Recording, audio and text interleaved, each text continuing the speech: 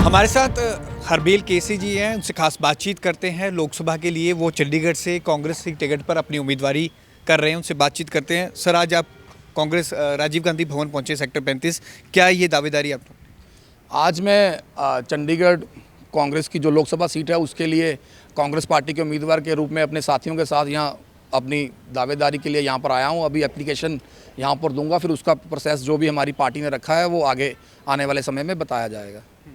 कल last day है। अगर हम पहली उम्मीदवारी की बात करें तो आपने उम्मीदवारी की है, इसको किस तरह से देखते हैं? कांग्रेस में और किसी ने उम्मीदवारी नहीं की अभी तक? देखिए, अभी कल का दिन और है, तो मुझे लगता है कि जो भी साथी और करना चाहते हैं, लोकतांत्रिक पार्टी है, लोकतांत्रिक हमारा अधिकार है सबके पास, तो कोई भी साथी आने वाले समय में कल तक कर सकता है। हरबील केसी जी, आपको 22 साल हो गए हैं कांग्रेस में, अलग अलग पदों पे आपने काम किया है, हमने आपको देखा भी है। पवन कुमार बंसल यहाँ पर काफ़ी समय से चुनाव लड़ते आ रहे हैं, अभी भी वो एक्टिव हैं इस उम्र में, तो आप क्या देखते हैं कि अगर वो यहाँ से चुनाव लड़ने के लिए तैयार हैं तो आप ऐसे उम्मीदवारी कैसे?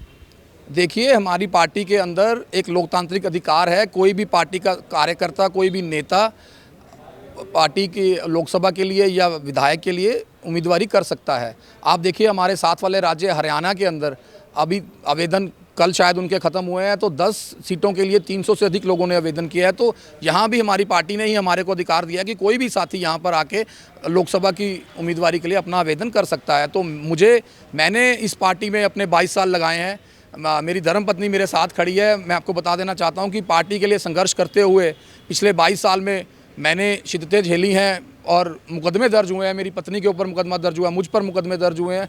तो ये पार्टी के लिए जो मैंने लंबा संघर्ष किया है, तो मुझे लगता है कि मेरे नेता राहुल गांधी जी मेरे इस काम को देखते हुए मुझ पर विश्वास जताएंगे, और मल्लिकार्जुन खड़गे जी और जो हमारी सेंट्रल इलेक्शन कमेटी है और जो हमारी प्रदेश इलेक्शन कमेटी है, वो सब मेरे कार्य को अच्छे से जानते हैं कि मैंने पार्टी के लिए किस शिद्दत से काम किया है। तो मुझे लगता है कि इस बार पार्टी 2024 के चंडीगढ़ के लोकसभा चुनाव के लिए कांग्रेस पार्टी का उम्मीदवार मुझे ही बनाएगी। अच्छा हरबील केसी जी, हम हर बार बात करते हैं, लेकिन जैसे युवाओं की बात होती है, आप भी युवा चेहरे हैं, हमेशा ये बात होती है कि युवा चेहरे को मौका देना चाहिए, तो आपको लगता है ये भी फैक्टर रहेगा कि आपको मौका देना चाहिए? अभी पवन कुमार बंसल काफ़ी एज्ड हो गए। देखिए, बिल्कुल राहुल गांधी, जब राजीव गांधी जी ने कांग्रेस पार्टी की कमान संभाली थी, तो राजीव गांधी जी नए नौजवानों को आगे लेके आए। तो अब पार्टी की कमान मल्लिकार्जुन खड़गे जी और राहुल जी और प्रियंका जी के पास है। तो मुझे पूरा यकीन है कि राहुल गांधी से ज़्यादा नौजवानों को इस लोकसभा चुनाव के अंदर मौका देंगे। और अगर आपको ज्ञात हो तो पिछले जो हमारा जयपुर में चिंतन शिविर हुआ, उसमें ये बिल्कुल कहा गया कि 50 अंडर 50, मतलब 50% पद उन लोगों को मिलेंगे जो 50 साल से नीचे है। तो मैं उस कैटेगरी में फॉल करता हूँ और मुझे संपूर्ण रूप से उम्मीद है कि इस बार चंडीगढ़ से लोकसभा का टिकट मुझे ही मिलेगा। अच्छा, अगर आपको दावेदारी आप अगर मिलता भी है टिकट, तो आप चंडीगढ़ के किन मुद्दों को लेकर आगे चलेंगे? देखिए, चंडीगढ़ के बहुत सारे मुद्दे हैं। जैसे मैंने बताया कि आप नौजवानों के लिए, जब नौजवान यहाँ पर आवेदन करते हैं तो उनके लिए कोई अलग से कोटा नहीं है चंडीगढ़ के लड़कों और लड़कियों के लिए, चाहे वो किसी भी तरह की नौकरी हो, किसी भी सरकारी डिपार्टमेंट में हो, CTU के अंदर हो या चंडीगढ़ पुलिस के अंदर हो। तो बाहर से जो लोग आते हैं वो लोग उन नौकरियों को ले जाते हैं। तो मेरा ये सबसे बड़ा नौजवानों के लिए ये रहेगा कि चंडीगढ़ के नौजवान और लड़कों और लड़कियों के लिए चंडीगढ़ में रिजर्वेशन हो, ताकि 80% पद जो हैं, जो नौकरियां हैं, वो चंडीगढ़ के लड़कों और लड़कियों को मिले, और जो बाकी 20% है वो आप साथ वाले राज्यों के लिए छोड़ सकते हैं। ये मेरी सबसे बड़ी लड़ाई चंडीगढ़ के नौजवानों के लिए ये रहेगी। अगर मैं यहाँ पार्टी की मुझे इस लोकसभा के उम्मीदवार में उतारती है और मैं यहाँ से विजयी होता हूँ, तो मेरी सबसे बड़ा काम यही रहेगा कि मैं नौजवानों की लड़ाई लड़ सकूँ।